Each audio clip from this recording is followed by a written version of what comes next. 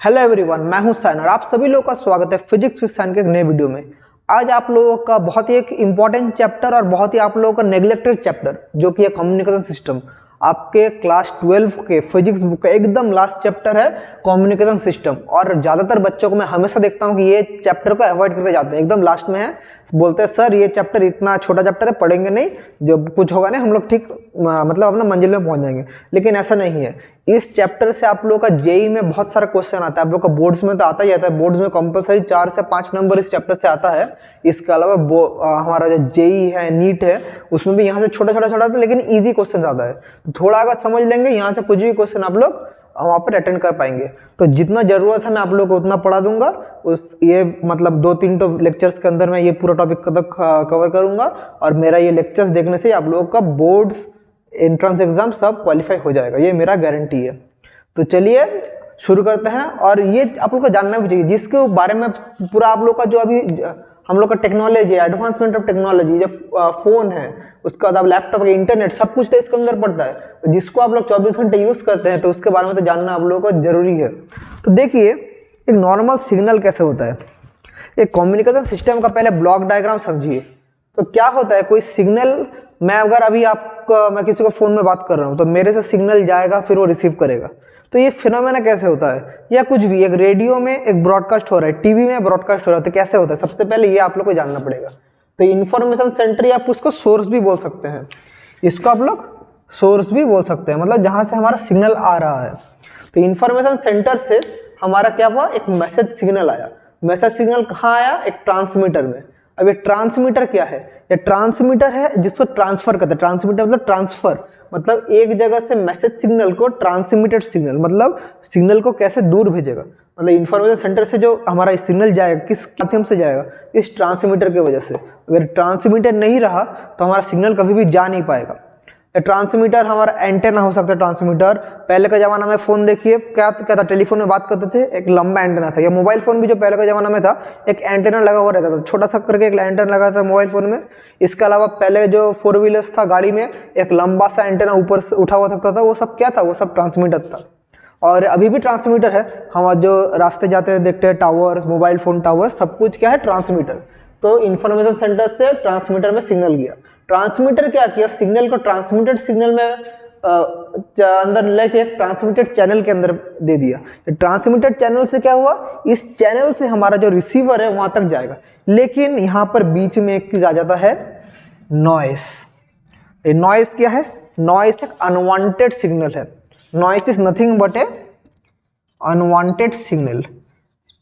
पहले का जमाना में बहुत ऐसे नॉइज आ जाता था, अनवांटेड सिग्नल घुस जाता था। आपने किसी को फोन किया, किसी और की जगह फोन लग गया, फिर एक रॉन्ग नंबर हो गया, या किसी आप और कोई और बात कर रहे हैं, बीच में कोई और आवाज से आवाज आ रहा है, कभी कभी टीवी चलते चलते कभी कभी डिस्टर्ब करता है, ये सब नॉइस है। अभी टेक्नोलॉजी एडवांसमेंट के बाद नॉइस बहुत रिड्यूस हो गया है, लेकिन कभी कभी फिर भी आ जाता है। तो नॉइस क्या है, any type of unwanted signal is called noise. ये जानने से ज्यादा हार्ड नहीं है, मैं जो 3 करके लाइंस बोल दे रहा हूँ, ये दिमाग में घुसा दीजिए, और कुछ नहीं चैप्टर में, बार बार यही बोल रहा हूँ। तो any unwanted signal is noise. तो नॉइस अगर हमारा रिमूव कर गया टेक्नोलॉजी के साथ, तो अगर ये नहीं रहा तो डायरेक्ट रिसीवर में आ जाएगा। ये रहने से भी रिसीवर में आएगा, लेकिन ये रहने से क्या होता है, रिसीवर थोड़ा डिस्टर्ब फील होगा, मतलब बात कर रहे हैं लेकिन पूरा साउंड नहीं जा पा रहा है। ये एक चीज है। तो हमारा ये है पूरा कम्युनिकेशन सिस्टम ऐसे चलता है। तो आप लोग समझ गए, इंफॉर्मेशन सेंटर, वहां से ट्रांसमीटर, वहां से ट्रांसमिटेड चैनल, वहां से रिसीवर। तो ये जो कम्युनिकेशन हो रहा है, कितने टाइप का कम्युनिकेशन है, टाइप्स ऑफ कम्युनिकेशन क्या क्या है, टाइप्स ऑफ कम्युनिकेशन क्या है, ये थोड़ा जान लीजिए। तो types of communication mainly 2 type का है। एक है पॉइंट टू पॉइंट कम्युनिकेशन, और एक है ब्रॉडकास्ट, तो पॉइंट टू पॉइंट मतलब आप किसी से फोन में बात कर रहे हैं, तो आप और वो आपस में बात कर रहे हैं, तो क्या वो पॉइंट टू पॉइंट कनेक्शन। तो that is an example of point two point connection.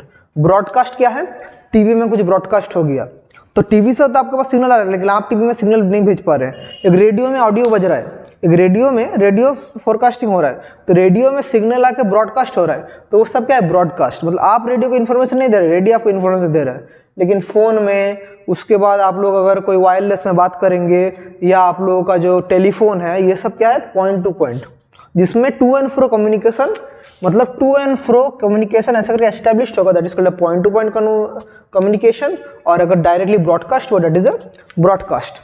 तो बोलते हैं ना ब्रॉडकास्टर, स्टार स्पोर्ट्स ब्रॉडकास्टर, उसका और भी टीवी चैनल का ब्रॉडकास्टर, तो ये सब क्या है, ब्रॉडकास्ट। तो समझ गए व्हाट इज ब्रॉडकास्ट। तो पॉइंट टू पॉइंट और ब्रॉडकास्ट दो टाइप का कम्युनिकेशन है। इसके अलावा यहाँ से जानना पड़ेगा हमारा जो वेव है, जो सिग्नल है, किस फॉर्म में रहता है। ये जो सिग्नल ट्रैवल कर रहा है, सिग्नल ट्रैवल कर रहा है किस फॉर्म में, सिग्नल ट्रैवल कर रहा है हमारा एक इलेक्ट्रोमैग्नेटिक वेव फॉर्म में। लेकिन किसके वजह से ट्रैवल कर रहा है, एंटेना के वजह से। अभी जो एंटेना का काम क्या है, सिग्नल को एक जगह से और एक जगह भेजना। तो इसके बारे में पढ़ेंगे हम लोग, अलग अलग टाइप का वेव है, ग्राउंड वेव, स्काई वेव, उसको स्पेस वेव, इसके बारे में पढ़ेंगे। मतलब देखिए, ये अगर हमारा अर्थ सरफेस है, यहाँ पर एक एंटेना है, तो यहाँ से एक सिग्नल भेजा, तो यहाँ पर और एक एंटेना है, वो कैच किया, ऐसा करके सिग्नल जाता रहता है। तो एंटेना एक बहुत ही मेजर रोल प्ले करता है हमारा सिग्नल ट्रांसमिशन के लिए। तो एंटेना होता है दो टाइप का, एंटेना मेनली दो टाइप का होता है, एक है हर्ट्ज एंटेना और एक है मार्कोनी एंटेना, और एक क्या है, मार्कोनी एंटेना। तो दोनों क्या चीज है, तो हमारा जो हर्ट्ज एंटेना है उसका जो साइज है, अगर सिग्नल का वेवलेंथ, दोनों में अगर सिग्नल का वेवलेंथ ऑफ सिग्नल अगर लैम्डा है, तो हर्ट्ज एंटेना का जो साइज है वो है हम लोग का λ/2, यह हर्ट्ज एंटेना। और मार्कोनी एंटेना का जो साइज होता है वो होता है λ/4।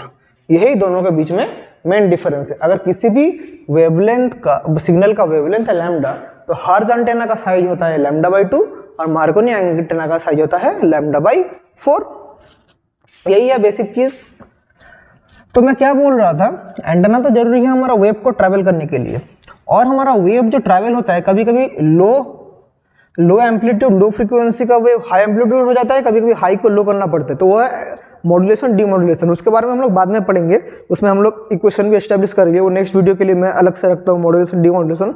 आप लोग बोलेंगे सर मॉड्यूलेशन डीमॉड्यूलेशन नहीं पढ़ा के आप कहाँ चले जा रहे हैं, वो भी मैं कराऊंगा बच्चों, टेंशन मत लो। लेकिन उसके पहले हम अच्छे से चैप्टर के इंट्रोडक्शन पढ़िए। तो इंट्रोडक्टरी क्लास क्या क्या चैप्टर के अंदर है वो समझिए।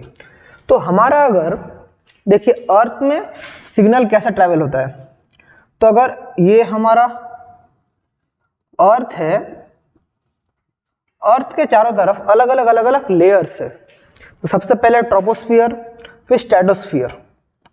स्ट्रेटोस्फियर के अंदर ही एक लेयर रहता है जिसका नाम है आयनोस्फियर, वो स्ट्रेटोस्फियर के अंदर ही पड़ता है। उसके ऊपर क्या है, उसके ऊपर है हम लोग का मेसोस्फियर, और उसके ऊपर है हम लोग क्या, थर्मोस्फियर। तो इसको हम लोग बोल सकते हैं स्ट्रेटोस्फियर या आयनोस्फियर, हम लोग बोल सकते हैं। इस लेयर को हम लोग बोल सकते हैं स्ट्रेटोस्फियर या आयनोस्फियर। ये क्या है, मेसोस्फियर, और ये है थर्मोस्फियर। एकदम नीचे ट्रोपोस्फियर। ट्रोपोस्फियर में ज्यादा वेव हम लोग को रिफ्लेक्ट नहीं करता, मेनली जो वेव रिफ्लेक्ट करता है वो हमारा ये जो स्ट्रेटोस्फियर या आयनोस्फियर बोल सकते हैं, इससे ही करता है। स्ट्रेटोस्फियर ये वाला है हम लोगों का मेसोस्फियर, और ये है हमारा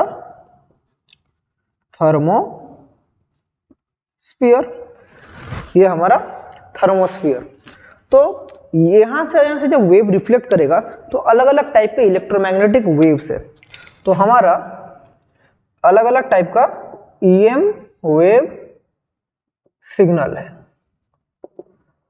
तो सबसे पहले यहाँ पर जो वेव सिग्नल है, स्ट्रेटोस्फीयर के अंदर भी दोनों टाइप का है। अगर मैं इसको और एक क्लासीफाई करूं, ये भी स्ट्रेटोस्फीयर के अंदर ही पड़ता है, लेकिन दो टाइप का है, एक है D, एक है M। अच्छे से देखिए, एक है D, एक है M। सो D हमारा जो है ये भी क्या है, स्ट्रेटोस्फीयर में ही सिग्नल, ये सिग्नल स्ट्रेटोस्फीयर में ही रहता है। स्ट्रेटोस्फीयर D वेव जो सिग्नल है, और ये कब दिखाई देता है, ये ड्यूरिंग ब्रॉड डे लाइट, ये दिखाई देता है ड्यूरिंग ब्रॉड डे लाइट। और यहाँ का और एक कैरेक्टरिस्टिक्स है, इसका जो चार्ज डेंसिटी है, इसका जो चार्ज डेंसिटी है यह है तो हमारे लोग का नियर अबाउट 10⁹ पर मीटर क्यूब, नियर अबाउट 10⁹ पर मीटर क्यूब रहता है। ओ सॉरी, ये एम नहीं, इसको ई बोला जाता है। इसके बाद जो वेव है वो है ई वेव। ई वेव क्या है? ये भी कहां से रिफ्लेक्ट होता है? स्ट्रेटोस्फीयर में ही रहता है। डी और ई दोनों स्ट्रेटोस्फीयर में रहता है। और ये चार्ज डेंसिटी, इसको हम लोग इसको अच्छा से देखिए, इसको भी हम लोग डी से रिप्रेजेंट करते हैं, मतलब इसको डी या कुछ और नाम भी दे सकते हैं। तो इसको देख के रखिए, चार्ज डेंसिटी कब काम में आएगा? जब मैं थोड़ी देर बाद आप लोगों को स्काई वेव पढ़ाऊंगा, फिर स्पेस वेव पढ़ाऊंगा, वहां पर ये चार्ज डेंसिटी बहुत काम में आएगा। तो ई क्या है? ये भी स्ट्रेटोस्फीयर में है। और ये वेव कब काम किया जाता है? इस वेव में ब्रॉड डे लाइट में, ब्रॉड डे लाइट में इसके ऊपर काम किया जाता है। और इसका चार्ज डेंसिटी, ये ई कहाँ है? ये भी स्ट्रेटोस्फीयर में है। इसका चार्ज डेंसिटी क्या है बच्चों? इसका चार्ज डेंसिटी है 2 × 10⁻10 पर मीटर क्यूब। इसका चार्ज डेंसिटी है 2 × 10⁸ पर मीटर क्यूब। इसके बाद जो है, जो कि हमारा मेसोस्फीयर में है, इस वेव को बोला जाता है F1। इस वेव को बोला जाता है F1। तो F1 कहाँ है? ये है मेसोस्फीयर में। तो इसका जो कैरेक्टरिस्टिक्स है, ये भी मेनली डे लाइट में ही काम करता है, बट नाइट में भी, डे लाइट में तो काम करता ही है, लेकिन अगर नाइट में काम करेगा तब काम करेगा किसके साथ? F2 के साथ। But combines with F2 at night. अभी F2 क्या है बच्चों? F2 है जो थर्मोस्फीयर का है। तो उसमें जाने से पहले F2 एट नाइट, तो इसका हमारा चार्ज डेंसिटी कितना है? इसका चार्ज डेंसिटी है 3 × 10⁻10 पर मीटर क्यूब। ये है मेसोस्फीयर में जो F1 वेव है, F1 का चार्ज डेंसिटी है 3 × 10⁻10। तो अभी कौन सा बाकी है? F2, एकदम लास्ट। तो F2 क्या है बच्चों? एकदम लास्ट है, हम लोग देख पा रहे हैं F2। तो F2 कहाँ है? F2 है थर्मोस्फीयर में। F2 है थर्मोस्फीयर में। तो थर्मोस्फीयर में क्या होता है? थर्मोस्फीयर में हमारा जो काम होता है कि थर्मोस्फीयर में यहाँ पर डे में भी काम होता है, नाइट में भी। बोथ, ये जो F2 है, both works in day and night. और इसका जो चार्ज डेंसिटी है, इसका चार्ज डेंसिटी कितना है बच्चों? इसका जो चार्ज डेंसिटी है वो नियरली 8 × 10⁻11 पर मीटर क्यूब है। ये है इसका चार्ज डेंसिटी। तो चार्ज डेंसिटी मैं इतना कर रहा हूँ, चार्ज डेंसिटी इंपॉर्टेंट क्यों है? अभी 3 टाइप का वेव्स मेनली होता है। तो ये तो हम लोग सीखे DE, F1, F2, ये हम लोग सीख ले, लेकिन ये किस कैटेगरी में आता है? एक होता है ग्राउंड वेव, मैं बोल देता हूँ क्या, देखिए इसको मैं मिटा रहा हूँ। 3 टाइप का वेव मेनली होता है। एक है ग्राउंड वेव, एक है स्काई वेव, एक है स्पेस वेव। अच्छे से समझिए मैं क्या बोलने का कोशिश कर रहा हूँ। एकदम जितना इजी हो सके मैं उतना इजीली आप लोगों को बोलने की कोशिश कर रहा हूँ। एक स्टोरी की तरह देखिए, एक स्टोरी की तरह समझ लीजिए, दिमाग में पूरा घुस जाएगा। वो सोचिए कि मैं आप लोगों को एक स्टोरी बोल रहा हूँ, तो उसको सिर्फ पूरा जो स्टोरी है, पूरा मैं जो ये बोल रहा हूँ कहानी को दिमाग में स्टोर कीजिए कि सर क्या बोल रहे हैं। तो 3 टाइप का मेनली होता है। एक होता है ग्राउंड वेव, एक होता है आपका स्काई वेव, और एक होता है आपका स्पेस वेव। एक होता है स्पेस वेव। अभी हम तीनों के बारे में स्टडी करेंगे। तो सबसे पहले हम लोग स्टडी करते हैं ग्राउंड वेव के बारे में। तो ग्राउंड से नाम समझ पा रहे हैं, रिलेटेड टू किसका है? Related to ground. नंबर 1 है ग्राउंड वेव। अभी ग्राउंड वेव क्या है बच्चों? ग्राउंड वेव है जो सिग्नल आयोनोस्फीयर से रिफ्लेक्ट होकर ग्राउंड में आएगा, ग्राउंड से रिफ्लेक्ट होकर आयोनोस्फीयर में जाएगा, और इसमें जो फ्रीक्वेंसी डील करता है very low frequency. This wave या इसको कैरियर वेव भी बोल सकते हैं क्योंकि इंफॉर्मेशन को कैरी कर रहा है। This carrier wave deals with very low frequency, इसको हम लोग VLC वेव्स सिग्नल भी बोलते हैं, VLC सिग्नल भी बोलते हैं। तो वेरी लो फ्रीक्वेंसी सिग्नल के साथ क्या डील करता है, ग्राउंड वेव। तो ये क्या होता है, ग्राउंड के साथ, ये क्या है, related to ground. This wave is related to ground. इसका जो रेंज है, इसका रेंज है कि लेस देन फ्यू मेगाहर्ट्ज। इसका जो रेंज है लेस देन फ्यू मेगाहर्ट्ज, इस रेंज में होता है। तो ग्राउंड वेव कैसे प्रोपागेट करता है, देखिए अगर ये हमारा अर्थ सरफेस है, ये हमारा अर्थ सरफेस है और ये हमारा क्या है, आयोनोस्फीयर, ये है हमारा आयोनोस्फीयर। तो अच्छे से देखिए, और यहाँ पर अगर ये हम लोग का एक एंटेना है, सोचिए एक एंटेना है, तो मैं दूसरे कलर के पेन से करता हूँ। तो अगर यहाँ से मेरा सिग्नल छोड़ेगा आयोनोस्फीयर में, ये रिफ्लेक्ट करेगा ऐसे, फिर ये ग्राउंड है, ग्राउंड से फिर से रिफ्लेक्ट करेगा, आयोनोस्फीयर से फिर से रिफ्लेक्ट, फिर रिफ्लेक्ट, फिर रिफ्लेक्ट, ऐसा करके वेव प्रोपागेट करता रहेगा। और ऑल्टरनेट अगर पहले ग्राउंड में एंटेना से पहले ग्राउंड में आता, ऐसा आएगा, फिर इधर जाएगा, फिर इधर आएगा, फिर इधर जाएगा, ऐसे करके हमारा सिग्नल कैरी होगा। तो हमारा ग्राउंड वेव जो है, जो लो फ्रीक्वेंसी में जो डील करता है, लो फ्रीक्वेंसी में, वो हमारा अर्थ सरफेस से कौन काम करता है, ग्राउंड वेव। जो हम लोग टीवी में जो सिग्नल देखते हैं वो सब क्या है, ग्राउंड वेव का ही कमाल है। टीवी का सिग्नल जो है ग्राउंड वेव का ही है मेनली। तो ये था ग्राउंड वेव। आई होप समझ गए, एकदम ईजी है, स्टोरी समझ लिए समझ जाएंगे। अगर आप लोगों को मैं पूरा डेफिनेशन लिखाना चाहता तो दिमाग में कुछ नहीं घुसता, सर बोलते सर आप क्या लिखा रहे हैं इतना बड़ा डेफिनेशन। तो डेफिनेशन क्या है, दिमाग में जो स्टोर होगा वही डेफिनेशन है। तो deals with very low frequency related to ground है, आयोनोस्फीयर से ऐसा करके रिफ्लेक्ट करेगा। तो ये क्या है, ग्राउंड वेव। इसके बाद कौन सा वेव है, इसके बाद है बच्चों स्काई वेव, जो ग्राउंड वेव का फ्रीक्वेंसी से थोड़ा ज्यादा इसका फ्रीक्वेंसी है। तो वो भी स्टेक लेंगे, स्टोरी की तरह समझ लीजिए। अभी नंबर 2 क्या है, स्काई वेव। ये क्या है, डील्स विथ मतलब थोड़ा मीडियम हाई, मतलब थोड़ा medium frequency, mainly deals with medium high frequency, deals with medium frequency, या इसको MF भी बोलते हैं, या मॉडरेट फ्रीक्वेंसी, और मॉडरेट फ्रीक्वेंसी सिग्नल, और मॉडरेट फ्रीक्वेंसी सिग्नल से डील करता है। तो इसका जो हमारा रेंज है, इसका जो रेंज है वो रेंज कितना है, इसका रेंज है फ्यू मेगाहर्ट्ज टू 40 मेगाहर्ट्ज के आसपास। कुछ कुछ बुक में 60 मेगाहर्ट्ज भी रहता है, लेकिन अप्रोक्स 40 मेगाहर्ट्ज तक ही रहता है। तो ये है इसका रेंज। अभी इसमें यहाँ पर थोड़ा एक कमाल है, कैसे होता है देखिए। ये तो हमारा अर्थ का सरफेस हो गया, ये हमारा अर्थ सरफेस हो गया, और ये हम लोग का सोचिए आयनोस्फीयर है। तो जैसे आप लोग लाइट में टोटल इंटरनल रिफ्लेक्शन पढ़े थे, लाइट में क्या होता है, थोड़ा याद आ रहने की देखिए, ये था हम लोग का रिफ्रैक्टिंग मीडियम, लाइट आ रहा है ऐसे करके चले जा रहा है, टोटल इंटरनल रिफ्लेक्शन।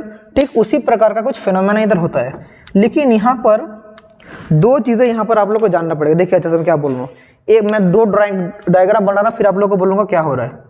तो एक सिग्नल ऐसा करके पास हो रहा है और एक सिग्नल ऐसे करके आ रहा है, इसको मैं नाम दे रहा हूँ A, इसको नाम दे रहा हूँ B। देखिए ये हम लोग का रिफ्लेक्ट बैक हो गया, लेकिन ये चल गया। तो देखिए दोनों ही तो सिग्नल, एक एंटेना सोचिए, एक एंटेना है, वहां से दोनों सिग्नल आ रहा है, तो एक निकल के चल गया, दोनों ही क्या है स्काई वेव। तो एक निकल के चल गया, एक रिफ्लेक्ट बैक हुआ, तो इसके ऊपर डिपेंड का स्लोप किसका ज्यादा है। और यहाँ से चार्ज डेंसिटी का भी बात आएगा। तो जिस signal with higher slope reflects back. तो इसका हायर स्लोप है रिफ्लेक्ट बैक, जो लोअर स्लोप है वो निकल के चल जाता है। इसको बोलते हैं TIR ऑफ आयोनोस्फीयर, इसको बोलते हैं TIR ऑफ आयोनोस्फीयर। और इसका एक फॉर्मूला है, इसका जो फॉर्मूला है कि कितना डेंसिटी के अंदर वेव होने से कितना, मतलब हम लोग कितना रेंज के अंदर हम लोग का मतलब डेंसिटी का वेव होने से हम लोग का लाइट या सिग्नल रिफ्लेक्ट करेगा, वो है √9d। इस रेंज के अंदर अगर हमारा जो सिग्नल है उसका कैरियर डेंसिटी है तो हम लोग का हो जाए, सॉरी √9d नहीं, 9 √d, जहाँ पर d क्या है, चार्ज डेंसिटी। चार्ज डेंसिटी थोड़ी देर पहले मैं EF मतलब थोड़ी देर पहले हम लोग DE F1 F2 ऐसे करके वेव निकाले थे, वहां पर हमने चार्ज डेंसिटी लिखा था, तो ये D वही चार्ज डेंसिटी है 9 √d। इस रेंज के अंदर अगर हम लोग का कोई सिग्नल रहता है तो हमारा क्या होगा, वो हमारा आयोनोस्फीयर से रिफ्लेक्ट बैक करेगा। तो समझ गए स्काई वेव क्या है, ये वाला इसलिए पास हो जा रहा है, इसका चार्ज डेंसिटी ज्यादा है, पास हो जा रहा है, और इसके रेंज में रहेगा तो रिफ्लेक्ट बैक करेगा। अभी क्या है, बाकी है ground wave, sorry space wave. Number 3 क्या है, स्पेस वेव। तो वो भी देख लेते हैं क्या है। स्टोरी के द्वारा समझिए, समझ जाएंगे, रट्टा मारने जाएंगे सब भूल जाएंगे। मैं तो पहले ही बोला था 2-3 लेक्चर के अंदर कवर करूंगा, जो बोलूंगा सिर्फ वो फॉलो कीजिएगा, इजीली हो जाएगा। इसके बाद क्या है number 3, that is space wave. ये डील करता है अल्ट्रा हाई फ्रीक्वेंसी, बहुत ही हाई फ्रीक्वेंसी। तो समझे क्या है, डील्स विथ वेरी हाई, या इसको ultra high frequency, ultra high frequency VHC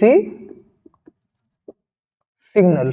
इसमें क्या होता है, जो हमारा जो स्पेस वेव क्या होता है, स्काई वेव और ग्राउंड वेव जो हमारा रिफ्लेक्ट बैक करता है आयोनोस्फीयर से, ये आयोनोस्फीयर से रिफ्लेक्ट बैक नहीं करता, ये आयोनोस्फीयर को पार करके चल जाता है।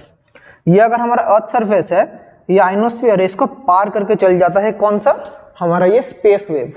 तो इसमें हम लोग यहाँ से कैसा मैथमेटिकल प्रॉब्लम आता है वो भी हम लोग डिस्कस करेंगे। तो इसका रेंज क्या है, इसका जो फ्रीक्वेंसी है, इसका फ्रीक्वेंसी रेंज है 40 मेगाहर्ट्ज, मतलब ग्रेटर देन 40 मेगाहर्ट्ज टू, मतलब जितना हो सकता है, मतलब ग्रेटर देन 40 मेगाहर्ट्ज, बहुत ही ज्यादा है, ग्रेटर देन 40 मेगाहर्ट्ज, इससे जितना भी ज्यादा हो सकता है इसका फ्रीक्वेंसी का रेंज है, बहुत ही हाई फ्रीक्वेंसी के साथ डील करता है। तो क्या होता है देखिए, अगर हमारा जो बड़ा बड़ा मतलब जो सैटेलाइट कम्युनिकेशन है, मेनली इसका काम क्या है, मेनली इसका काम है सैटेलाइट कम्युनिकेशन में। सैटेलाइट कम्युनिकेशन में क्या काम आता है, स्पेस वेव, सैटेलाइट कम्युनिकेशन। तो सैटेलाइट कहाँ है, सैटेलाइट तो हमारा स्ट्रेटोस्फीयर में नहीं है, सैटेलाइट तो बहुत ऊपर है, हमारा मेसोस्फीयर थर्मोस्फीयर उसके ऊपर तो हमारा सैटेलाइट है। तो उसके साथ कनेक्शन करने के लिए बहुत ही हाई रेंज का हमें वेव चाहिए, तो वो वेव है स्पेस वेव। तो कैसे इसका हम लोग रेंज कैलकुलेट करेंगे, इसका एक मैथमेटिकल फॉर्मूला है। अगर ये हम लोग का अर्थ सरफेस है, यहाँ पर हम लोग का सोचिए एक एंटेना है, ये एक एंटेना है, अच्छे से सोचिए, इसका हाइट अगर h है, इसका हाइट अगर h है, तो इसका जितना दूर तक इसका रेंज होगा, अगर इसको हम लोग बोलते हैं रेंज, तो इसका जो हमारा फॉर्मूला है 2RH, जहाँ पर r क्या है, रेडियस ऑफ अर्थ, अर्थ है रेडियस ऑफ अर्थ। तो हमारा इसका रेंज का फॉर्मूला क्या है, वो सैटेलाइट मतलब स्पेस वेव का रेंज है √2RH। अगर दूसरा टाइप का एक प्रॉब्लम रहता, दो तो एंटेना है, तो उस दोनों का रेंज क्या है, अगर ऐसा टाइप का प्रॉब्लम रहता, यहाँ पर एक एंटेना है A, यहाँ पर एक एंटेना है B, इसका हाइट है H1, इसका हाइट है H2, तो इसका रेंज कुछ यहाँ तक होगा, इसका रेंज कुछ यहाँ तक होगा, तो दोनों का कंबाइंड रेंज कितना होगा, तो इसका रेंज होगा, इसका रेंज कितना हो जाएगा, देखिए इसका रेंज होगा √2RH1, इसका रेंज हो जाएगा √2RH2। तो टोटल रेंज कितना हो जाएगा दोनों एंटेना का मिला के √2r_H1 प्लस √2r_H2। समझ पा रहे क्या बोल रहा हूँ? टोटल रेंज ये हो जाएगा। तो ऐसा प्रॉब्लम पहले बोर्ड्स में आ चुका है, जेई में भी 1-2 बार यहाँ से क्वेश्चन आया है। जैसे अगर मैं आप लोगों को एग्जाम्पल बोलूँ, एक एग्जाम्पल मैं कराता हूँ इधर। अगर एक क्वेश्चन कैसा दिया रहेगा, अगर आपको एक क्वेश्चन में बोल दे, अगर question height of the antenna is 20 metre, find its range, find its range, तो कैसे निकालेंगे? हमें रेंज क्या पता है, एकदम इजी फॉर्मूला, √2r_H, तो r रेडियस ऑफ अर्थ कितना है 6400 किलोमीटर। ग्रेविटेशन पढ़ाने का टाइम बार बार आप लोगों को पढ़ाया था। रेडियस ऑफ अर्थ क्या है 6400 किलोमीटर, तो 6400 इंटू 1000 मीटर, तो मैं लिख सकता हूँ 2 6400 10 क्यूब इंटू 20, मैं इसको लिख सकता हूँ ऐसे। तो यहाँ से 2 बाहर निकल जाएगा, 64 का रूट कितना है 8, बाहर चल जाएगा, तो देखिए 1 2 और 3 5 6 इंटू 10 क्यूब, डायरेक्ट मैं लिख रहा हूँ, आई होप आप लोग समझ पा रहे हैं। तो 16 इंटू 10 क्यूब मीटर, या मैं कह सकता हूँ 16 किलोमीटर। तो एंटेना का रेंज क्या होगा 16 किलोमीटर। तो ऐसा इजी प्रॉब्लम आ सकता है। अगर मैं दोनों एंटेना बोलता है, एक का हाइट 20 मीटर, एक H1, दूसरा एक एंटेना का हाइट है 10 मीटर, तो दोनों का कंबाइंड रेंज हम लोग इस फॉर्मूला से यूज करके निकाल सकते थे। ये आप लोग होमवर्क रहेगा, इसका आंसर आप लोग कमेंट में मुझे बोलना कि सर अगर एक एंटेना का हाइट 20 मीटर है, एक एंटेना का हाइट 10 मीटर है, तो दोनों का जब कंबाइंड रेंज कितना होगा वो कैलकुलेट करके मुझे आंसर आप लोग कमेंट्स में दीजिएगा। तो आज का क्लास हम लोग यहीं तक रखते हैं। बेसिक सब जो चीज़ें चैप्टर के अंदर बेसिक चीज़ें हम लोग समझ चुके हैं। नेक्स्ट हम लोग का जो वीडियो आएगा, जो क्लास आएगा, वहाँ पर हम लोग पढ़ेंगे एम्पलीट्यूड मॉड्यूलेशन और frequency modulation of A carrier wave. वो उसमें मैं कवर करने का कोशिश करूंगा कैसे एक वेव को हम लोग मॉड्यूलेट करते हैं फिर डीमॉड्यूलेट करते हैं। तो वो भी लेक्चर बहुत इंपॉर्टेंट होगा। आज एक इंट्रोडक्टरी लेक्चर था, आई होप आप लोग समझ चुके हैं। तो आज का क्लास हम लोग यहीं तक रखते हैं, और अगर आज का क्लास आप लोग को अच्छा लगा तो आप मेरे वीडियो को शेयर करके आप लोग मुझे भी सपोर्ट कर सकते हैं। तो पढ़ाई करते रहिए और थैंक यू।